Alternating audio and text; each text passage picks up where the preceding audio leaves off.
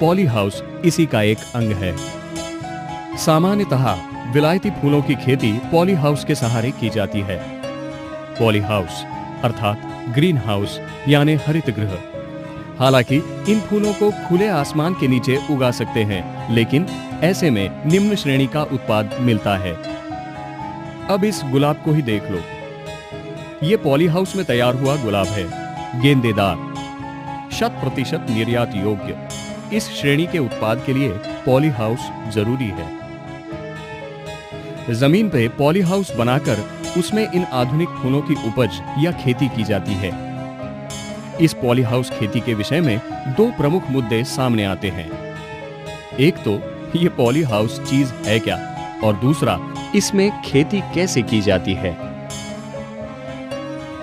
Poly house लोहे की पाइपों से बनी एक संरचना है जो प्लास्टिक के पेपर से आच्छादित है। इसका आकार एरोडायनामिक यानी गतिशील हवा का दबाव कम करने वाला होता है। इसी विशिष्ट आकार के कारण औसतन 140 मील प्रति घंटा की तेजी से बहती तूफानी हवा भी इस संरचना को हिला नहीं सकती, बल्कि इससे फिसलकर बिना आघात किए निकल जाती है। यहाँ तक कि ऊपरी आवरण यानी प्लास्टिक पेपर भी बिना फटे ऐसी हवाएं झेल सकता है। इस पॉली हाउस की रचना हवा की दिशा के अनुसार की जाती है। पॉली हाउस लोहे के गैल्वेनाइज्ड पाइपों से बना होता है। लोहे के ऊपर एक सुरक्षा परत होने के कारण गैल्वेनाइज्ड पाइप जंग नहीं पकड़ते। पॉली हाउस के अंदर की हवा और मिट्टी में गीलापन ज्यादा देर टिकता है। इससे आम लोहे के पाइपों में जंग लगने का डर होता है। लकड़ी तो इन हालात में सड़ जाती है। सिर्फ गैल्वेनाइज्ड पाइप अपनी ऊपरी सुरक्षा परत के कारण 10-15 साल तक आसानी से टिकते हैं। इस संरचना के लिए सबसे पहले आरेखन अनुसार फाउंडेशन पाइप खड़े किए जाते हैं। जमीन में गड्ढे खोदकर इनमें फाउंडेशन पाइप सीमेंट कंक्रीट के सहारे बिठाए जाते हैं। फाउंडेशन पाइपों के ऊपर कॉलम पाइप खड़े किए जाते हैं। संरचना के ऊपरी हिस्सों में अर्धगोलाकार गुंबजनुमा कमानें होती हैं। ये कमानें जिन पाइपों पर टिकती है उन्हें बॉटम कहते हैं। दो कमानों के बीच लोहे की चादर से बनी एक नाली होती है जिसे गटर कहते हैं। बारिश का पानी इस गटर से होकर बाहर निकल जाता है। पॉली हाउस के ये गटर पूरी लंबाई के होते हैं। इनमें छेद या जोड़ होना मुनासिब नहीं, अन्यथा इन छेदों से पानी नीचे गिर सकता है। पॉली हाउस की ऊंचाई एक अहम मुद्दा है। जितनी ज्यादा ऊंचाई हो उतना ही अच्छा है। जमीन से गटर तक की ऊंचाई को पॉली हाउस की ऊंचाई माना जाता है। सामान्यतः यह 4 से 5 मीटर होनी चाहिए। कमानों के शीर्ष स्थल से जमीन का अंतर 6.5 मीटर होता है।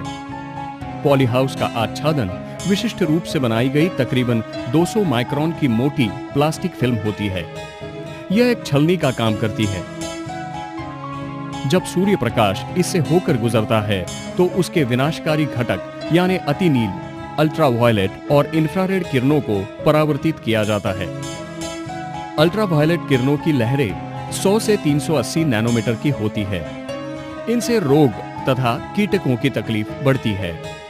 700 नैनोमीटर लहरों वाली इंफ्रारेड किरणें गर्मी बढ़ाती है और इसीलिए हानिकारक सिद्ध होती है। 400 से 700 नैनोमीटर लहरों वाली किरणें विशेष लाभकारक होती है।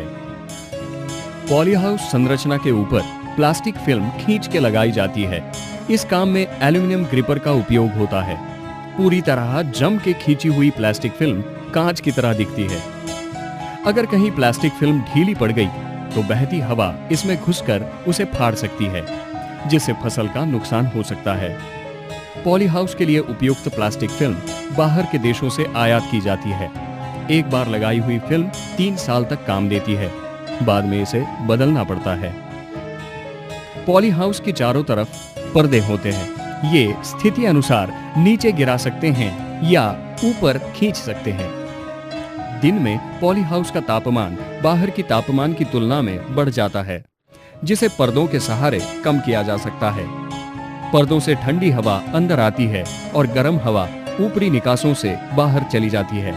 इस प्रकार पॉली हाउस का तापमान नियंत्रित रहता है। तापमान के 32 या 33 अंश के ऊपर चले जाने पर पर्दे बांध कर रख सकते हैं। दिन में पर्दे बांधे रहते हैं और रात में गिराए दिए जाते हैं। रात में पर्दे गिराने से विशेष लाभ होता है। पौधे दिन में ऑक्सीजन तथा रात में कार्बन डाइऑक्साइड बाहर छोड़ते हैं। रात में पौधों द्वारा उत्सर्जित ये कार्बन डाइऑक्साइड पॉलीहाउस में संचयित होता है, जिसे पौधे दिन में अपनी वृद्धि के लिए इस्तेमाल कर सकते हैं। खुले वातावरण की अपेक्षा पॉलीहाउस में पौधों को कार्बन डाइऑक्साइड की मात्रा ज्यादा मिलती है, जिससे सकल उत्पादन में अच्छी बढ़ोतरी होती है। पॉलीहाउस में आर्द्रता और तापमान के नियंत्रण के लिए फॉगर्स का इस्तेमाल होता है। इन फॉगर्स से 100 से 150 माइक्रोन आकार के पानी के तुषार गिराए जाते हैं। ये तुषार हवा में घुल जाते हैं। इनके हवा में घुलने के लिए फॉगर्स का ऊंचाई पर होना जरूरी है।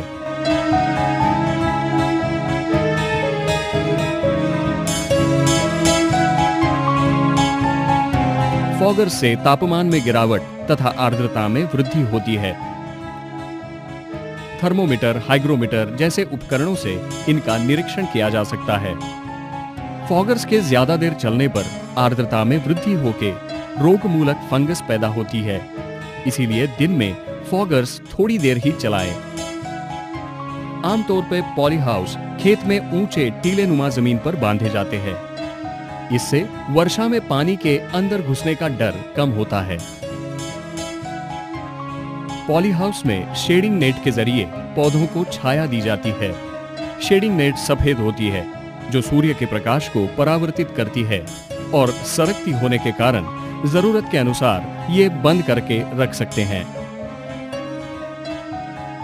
1 बीघे के छोटे पॉलीहाउस से शुरुआत की जा सकती है। इससे छोटा पॉलीहाउस फायदेमंद नहीं हो सकता। ये फसलें मिट्टी और पानी के बारे में अति संवेदनशील होती है। 5.5 से 6 pH की मिट्टी इनके लिए अच्छी होती है। ऐसी मिट्टी अपने खेत में ना होने पर बाहर से मंगवाई जाती है। मिट्टी से पानी का निपटारा जल्दी होना जरूरी है। इसमें गोबर का खाद मिलाया जाता है। मिट्टी से होने वाले रोगों के प्रभाव की मुक्ति के लिए मिट्टी को निर्जंतुक किया जाता है। इस काम में प्रमुखतः फॉर्मेलिन का उपयोग होता है। फॉर्मेलिन का द्रावण तैयार करके पानी से भिगोई गीली मिट्टी पर झाड़ी से छिड़क दिया जाता है। फॉर्मेलिन छिड़कने के तुरंत बाद मिट्टी पॉलीथीन से ढक दी जाती है। मिट्टी में घुले फॉर्मेलिन का बाष्प में रूपांतरण होता है। ये बाष्प जहरीला होने से मिट्टी में उपजने वाले रोगमूलक कृमि कीटकों को नष्ट करता है। फॉर्मेलिन से कुम्थे के फंगस मर जाते हैं। निमैटोड, सफेद लड़ ऐसी अन्य कीटे मिट्टी के अंदर हो सकती है। फॉर्मेलिन बाष्प मनुष्य के लिए हानिकारक होता है, इसीलिए यह मिट्टी से ऊपर ना आए इसके ठीक इंतजाम किए जाते हैं। पॉलीथीन की चादर को खींच के मिट्टी के ऊपर बिछाया जाता है। इसमें छेद ना हो इसकी ओर खास ध्यान दिया जाता है। मिट्टी को निर्जंतुक करने की यह प्रक्रिया 7 दिन तक चलती है। उसके बाद पॉलीथीन निकाल के मिट्टी धोने के लिए उसमें पर्याप्त पानी छोड़ा जाता है। इसके 2 हफ्ते बाद पौधों के लिए बेड़ तैयार करना शुरू होता है। पौधे ऊंचे बेड़ों में लगाए जाते हैं। एक आदर्श बेड़ 2 फीट ऊंचा और उतना ही चौड़ा होता है। 2 बेड़ों के बीच में 1 फीट की जगह छोड़ी जाती है। इन बेड्स को तैयार करते वक्त टपक तथा ड्रिप की एक कठिन रचना बिछानी पड़ती है। इसकी मुख्य तथा उपमुख्य यानी सब मेन लाइनें जमीन में गाड़ दी जाती है। सभी पौधों को एक समान पानी और खाद देना आवश्यक है। जी हाँ, खाद भी ड्रिप द्वारा ही दिए जाते हैं। ड्रिपर के बीच का फासला पौधों के अंतर पर निर्भर होता है। कुछ जगहों पर मिस्टर्स लगाए जाते हैं, जिनकी लैटरल पाइपलाइनें बिछानी पड़ती है। मिस्टर्स भी फॉगर्स की तरह आर्द्रता निर्माण करते हैं। टपक या ड्रिप की सिस्टम लगाते वक्त फिल्टर्स, प्रेशर गेज, खाद की टंकी तथा वेंचुरी इन संसाधनों का सुनियोजित मेल लगाना होता है। बेड़ तैयार हो चुके हैं। गलती से भी तैयार बेड़ों के ऊपर से चलना नहीं चाहिए। इससे बेड़ों की मिट्टी की बनावट में बदलाव आता है। पानी देने के बाद बेड़ ज्यादा पक्के ना हो, इस तरह से मिट्टी की बनावट बनाए रखना है।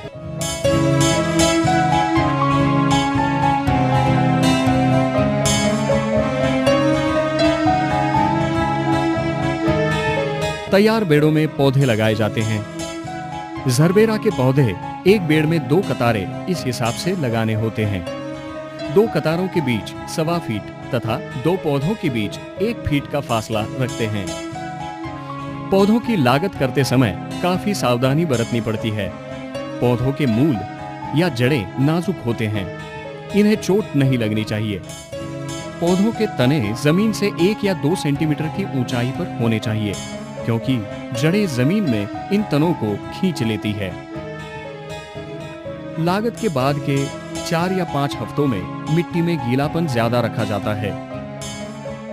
लागत के तुरंत बाद झाड़ी से पानी दिया जाता है। जड़ों की जमकर वृद्धि होने के लिए 4-5 सप्ताहों तक झाड़ी से ही पानी दिया जाता है। हर पौधे को हर रोज 700 मिलीलीटर पानी की जरूरत होती है। बेड़ों का बारीकी से निरीक्षण किया जाने पर पानी देने की जरूरत का पता चलता है। पौधों को दोपहर 12 बजे से पहले पानी दिया जाता है। जरबेरा में कई रंग होते हैं। बाजार के हालात देखकर अच्छी किस्म का चुनाव करना चाहिए। पहला फूल खिलने में 7 या 8 सप्ताह लग जाते हैं। पौधे लगभग 2.5 साल तक फूल खिलाते हैं। 1 स्क्वायर मीटर की इकाई में 6 पौधे होते हैं, जिनसे औसतन 240 फूल मिलते हैं। फूल के पूरी तरह खिलने के बाद शाम के वक्त उसे तोड़ा जाता है। जरा सा खींचने पर फूल आसानी से हाथ आते हैं। 10 या 12 सेंटीमीटर डायमीटर और 45 से 55 सेंटीमीटर की लंबाई वाली डंडी के फूल अच्छे दर्जे के कहे जाते हैं। ये फूल 8 से 10 दिन तक ताजे रहते हैं। इनको बक्सों में भरा जाता है। 94 सेंटीमीटर लंबा, 34 सेंटीमीटर चौड़ा और 12 सेंटीमीटर ऊंचा बक्सा ठीक होता है। पॉली हाउस में फसल के लिए अनुकूल वातावरण होता है, लेकिन साथ ही ये कीट के लिए भी पोषक साबित होता है, खासकर white fly, leaf miner, thrips तथा माइट्स आदि कीटों के लिए। इनके नियंत्रण तथा अन्य सूचनाओं के बारे में पौधे तैयार करने वाली कंपनियां अधिक जानकारी दे सकती हैं। पॉली हाउस का दूसरा महत्वपूर्ण फूल यानी कार्नेशन। कार्नेशन के पौधों को सहारे की जरूरत होती है। लोहे के खंभे और तारों से इन्हें सहारा दिया जा सकता है। कार्नेशन के लिए 3 फुट चौड़े बेड़ किए जाते हैं, जो 15 से 20 सेंटीमीटर ऊंचे होते हैं। 1 स्क्वायर मीटर इकाई वाले बेड़ में 40 पौधे लग सकते हैं। उनकी वृद्धि के अनुसार सहारे के लिए जालियों की 4 या 5 परतें लगाई जाती है। पौधों के वृद्धि के अनुसार सहारे के लिए लगाई जाने वाली जालियां तथा टपक की लैटरल पाइपलाइनों का नियोजन किया जाता है। फूलों की छटाई नुकीले चाकू से की जाती है। छटाई के बाद फूलों की डंडियां एक समान काटी जाती हैं। ऐसे कटे हुए फूल 10 या 12 की गड्डियों में रबर बैंड से बांधे जाते हैं। फूलों की ये गड्डियां बाद में बक्सों में पैक करके बाजार के लिए तुरंत ही रवाना होती है। पॉली हाउस में गुलाब की लागत बेड़ों में या गमलों में की जाती है। गमलों में कोकोपीट भर के बडिंग की हुई टहनियां लगाई जाती है, बिना मिट्टी के, यानी मिट्टी रहित खेती। पॉली हाउस में लंबे डंडी के गुलाब मिलते हैं। कलियों की डंडियां लंबी हो, इसलिए इन्हें मोड़ दिया जा सकता है। ये गुलाब का पैकिंग हाउस है। यहाँ श्रेणी निहाय वर्गीकरण किया जाता है। अच्छे फूलों का उनकी डंडी के लंबाई के अनुसार वर्गीकरण किया जाता है। फूलों से काटे और बेकार पत्ते निकाले जाते हैं।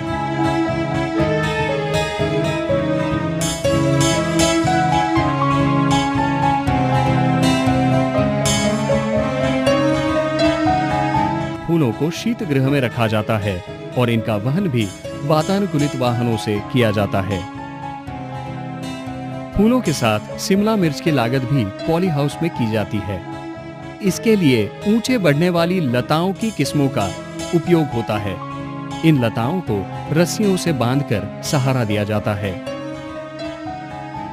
यह है कैप्सिकम यानी रंगीन शिमला मिर्च। ज्यादातर सलाद में इस्तेमाल होती है।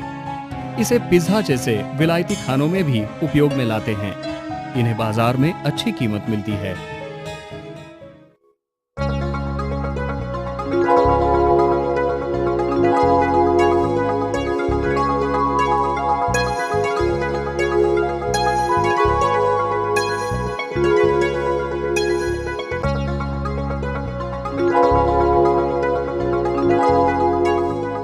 कुल मिला के देखा जाए तो पॉली हाउस खेती कोई कठिन बात नहीं, कुछ नई बातें हैं जरूर। पॉली हाउस बनाने वाली कंपनियां टर्न की बेसिस पे पॉली हाउस बांध के देती हैं।